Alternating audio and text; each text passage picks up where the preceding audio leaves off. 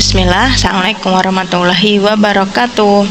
Kita sampai di part 4 ya. Mungkin nanti sampai part 7 atau part 6. Banyak. Ya, sabar. Bismillah ya. Draw a ring which, ingat ini paper 2 ya. Paper 2 boleh pakai kalkulator. Jadi dimanfaatkan kalkulatornya sebaik mungkin. Draw a ring which of the part of circle below is not a straight line. Yang bukan garis lurus, jawabannya itu adalah circumference. Circumference itu lingkarannya ya. Jadi satu-satunya bagian dari lingkaran yang bukan garis lurus itu hanya circumference. Yang lain itu berupa garis lurus ya. Baik radiusnya, tangent, chord, nanti ada diameter, itu semuanya lurus ya. Yang enggak lurus itu hanya circumference-nya atau lingkarannya itu sendiri, kelilingnya.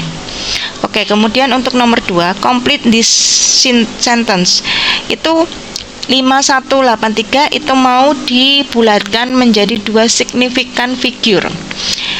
Beda ya, nanti ada contoh yang lain. Significant figure itu ngitungnya dari depan. Kalau decimal place itu ngitungnya setelah koma atau setelah desimalnya itu. Oke, karena ini mintanya 2 significant figure, kita hitung dari depan 2 angka. Oke, kita garis seperti biasa. Nah, sekarang kita lihat kanannya garis. Dia 8. 8 itu round up ya, 8 itu round up. Berarti depannya nambah 1. Jadinya berarti 52. Nah, dilihat 2 angka terakhir yang sudah dibulatkan itu kita ganti dengan 00. Jadi kalau kalian jawabnya cuma 52, salah. Jadi itu sebenarnya kayak gini loh. Dia 5183. Mau dibulatkan 2 angka di depan aja. Nah, jadinya berapa?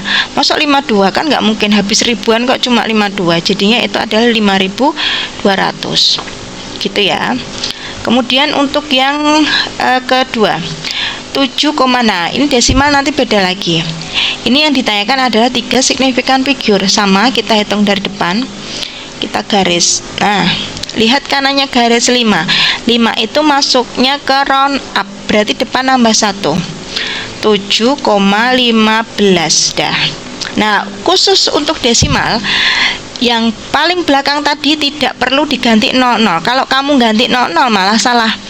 Gitu ya, karena 00 paling belakang di desimal itu nggak berlaku gitu. Jadi kamu tulis aja 7,15 dah. Ini sudah 3 significant figure, tidak perlu belakangnya ditambah 00, malah salah itu ya. Udah. Nah, sekarang untuk nomor 3, write down the coordinates of a point that is on the line y is x minus 5. Ini nanti jawabannya beragam ya, tergantung kamu startnya ngambil x-nya dari mana. Karena ini nanti jawabannya itu dalam bentuk x, y gitu. Terserah mau ngambil berapa, nggak ada yang salah. Tapi nanti y-nya harus berapa, itu menyesuaikan ngambil x-nya. Mau misalnya ngambil x-nya di sini 10. Nah, berarti masukin aja, berarti x-nya di sini diganti 10. Nah, berarti nilai y-nya ketemu berapa? 10 kurangi 4, 6. Nah, berarti di sini 10,6 gitu, sepasang. Umpama ngambil x-mu 5, berarti tinggal 5 kurangi 4, jadinya 5,1. Kalau ngambilmu x-nya 8, berarti 8-nya masuk situ, 8 kurangi 4, y-nya 4, berarti 8,4 gitu ya. Jadi menyesuaikan startmu ngambil x-nya berapa, itu nanti menyesuaikan y-nya berapa gitu, dimasukkan ke fungsinya. Oke, sekarang nomor 4, draw a ring. Ini kemarin juga ada di mock test sebelumnya. Draw a ring around each of the 2 fraction that are equivalent to recurring decimal.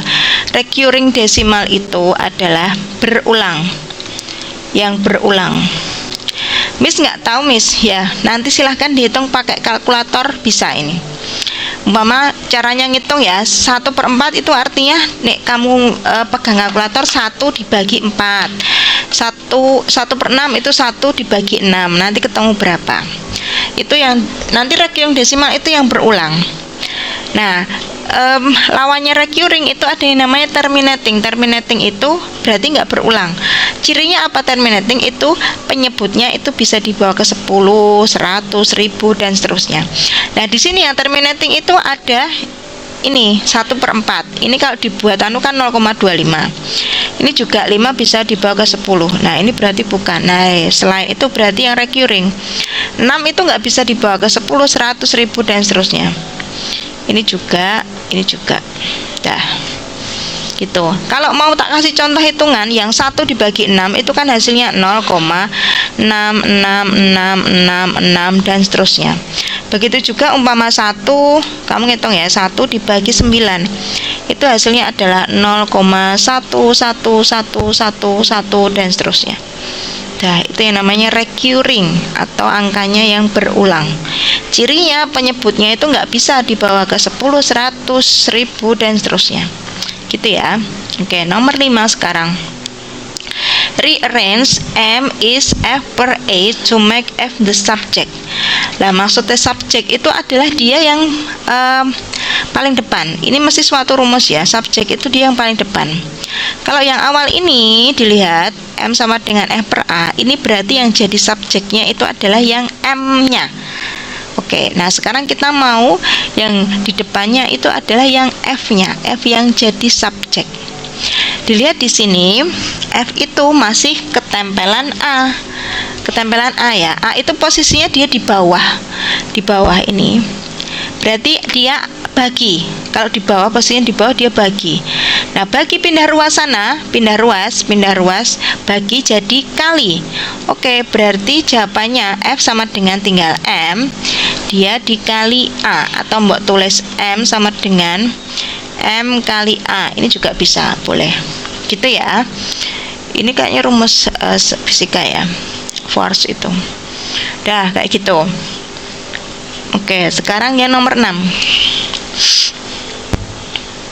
Maria has 2 box of candies. Jadi dia punya 2 box permen ya. Ada yang rasa strawberry, ada yang rasa vanilla. Untuk yang box 1 dulu. Itu untuk kolom 1, itu adalah rasio dari strawberry sama vanilla. Jadi umpama itu stroberinya 3, vanilanya 5. Gitu. Kalau ini dijumlah, dia kan jadi 8 kan. Untuk apa probability-nya?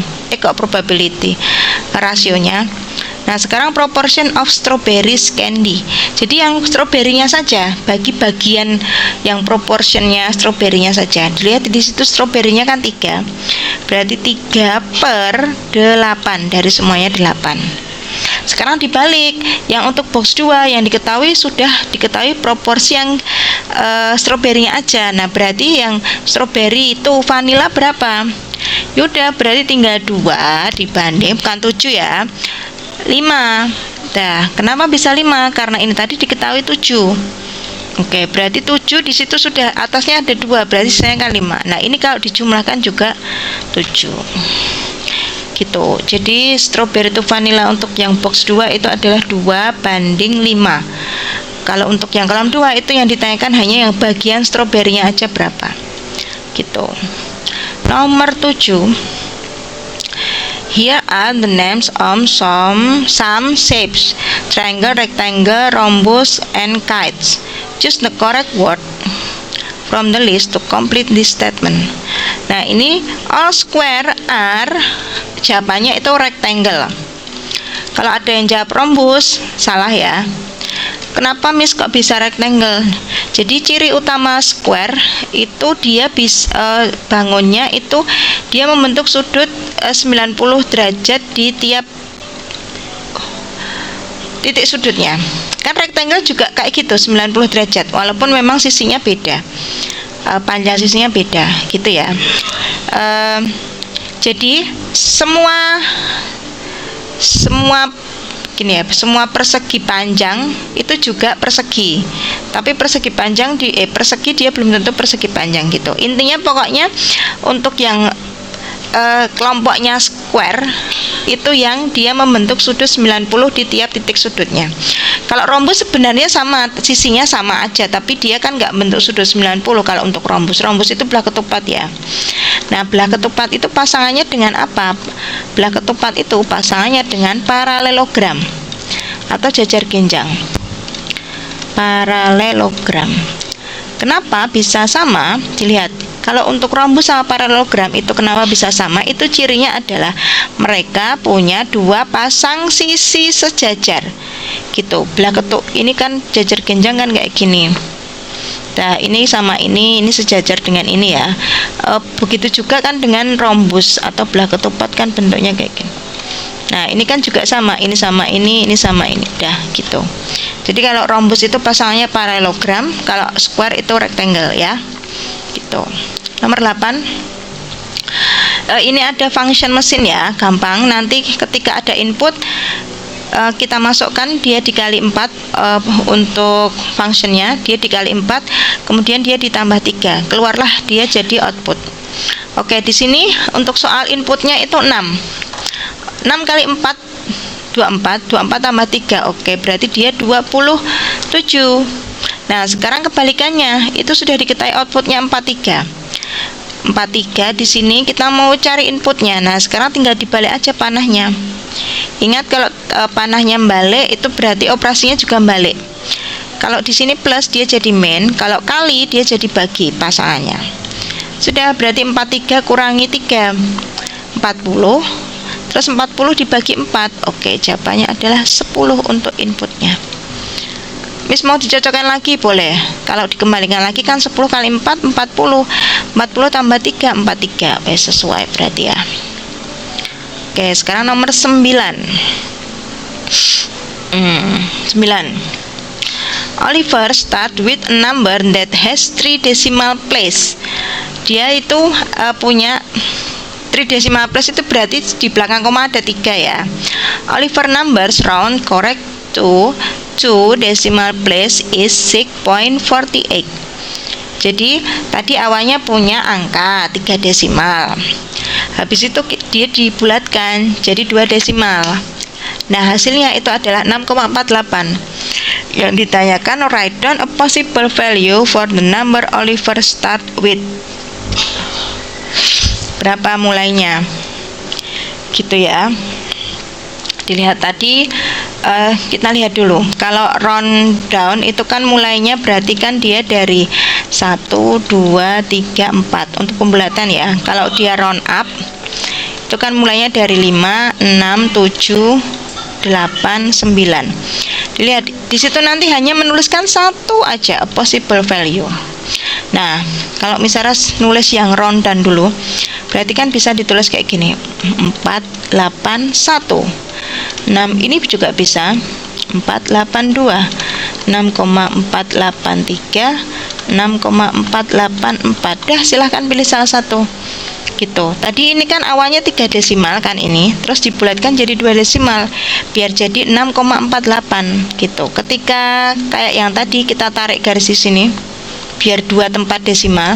2 tempat desimal itu ngitungnya dari kanannya koma ya, kanannya koma setelah koma gitu lah. Ini karena round down semua kan otomatis jawabannya adalah 6,48 itu sendiri. Misalnya yang pengen yang up miss, boleh. Berarti tinggal 8 kurangi 1 dulu, berarti 6,475. 6,476. Ini semua kemungkinannya tak tulis ya, tapi nanti kalian milih salah satu aja. Kalau ada soal seperti ini, 477, 6,478, 6,479. Dah. Ini sama kalau di garis. Nah, karena ini round up semuanya, berarti nanti depannya nambah 1. Dari 47 dia jadi 48 semuanya. Dah gitu. Nanti milih salah satu aja ya. Yang penting seperti itu, mau round down boleh, mau round up boleh. Yang awalnya 3 tempat desimal, dia jadi 2 desimal aja. Gitu ya. Oke, nomor 10 sekarang. Ini teori. Sophia works in a factory that produces light bulb. Lampu bolam itu ya. Dia itu kayak quality controlnya itu mau ngecek lampu kualitasnya. Metode pertama, jadi umpama misalnya kasih contoh ya, jadi itu produksinya umpama 5 kali produksi dalam 1 hari. Ini produksi pertama, produksi kedua, 4, 5 gini. Nah, metode pertama si Sophia itu langsung ngambil sampelnya 50 dari produksi pertama. Wes gitu aja. Jadi produksi 2, 3, 4, 5 nggak diambil. Nah, untuk metode 2, nah Sofia itu tiap produksi dia ngambil. Produksi pertama ngambil 10, 10, 10, 10, 10 gitu. Pick egg 10 light bulb at random from each of the 5 batch made on Monday. Jadi ngambil 10 walaupun nanti jumlahnya itu tetap sama 50. Dah, tapi tiap produksinya diambil 10. Kalau tadi ngambil 1 kali aja tapi langsung 50. Tapi dia di produksi pertama aja. Yang produksi 2, 3, 4, 5 nggak diambil. Give a reason why method 2 is a better sampling method than method 1. Kenapa? Nah, intinya nanti kalau jawab itu metode 2 itu lebih mewakili semua produksi ya. Jadi produksi 1 terwakili 2, 3, 4, 5. Kalau yang 1 tadi walaupun langsung 50 tapi dia hanya mewakili yang produksi pertama aja. 2, 3, 4, 5 nggak tahu kayak apa. Jadi kayak nggak dicek gitu ya. Oke, kalau mau jawab kayak gini, nanti nek mau pakai kata-kata lain nggak masalah. Yang penting intinya itu ya. Jadi metode 2 is lebih mewakili, representative of the whole day. Jadi keseluruhan produksinya tadi. Production dah. Mewakili semuanya, baik yang produksi pertama, kedua, ketiga, keempat, dan kelima gitu ya. Oke, cukup untuk part 4. Kita nanti lanjut ke part 5 ya. Terima kasih, selamat belajar, semoga dimudahkan. Assalamualaikum warahmatullahi wabarakatuh.